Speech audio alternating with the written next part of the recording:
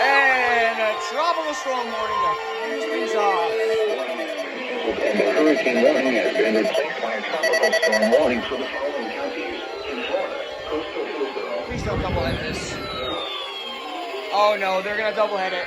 Here we go.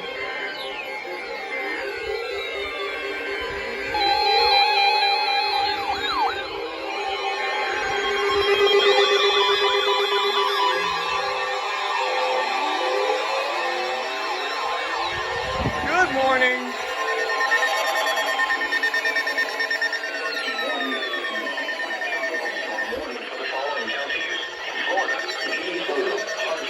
DeSoto.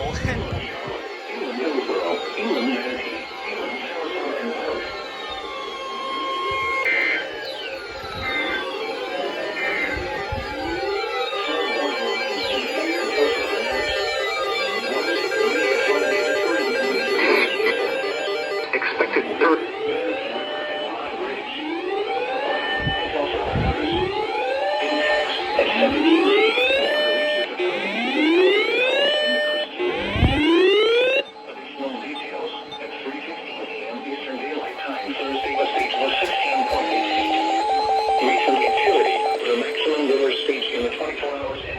I think that was a send-off.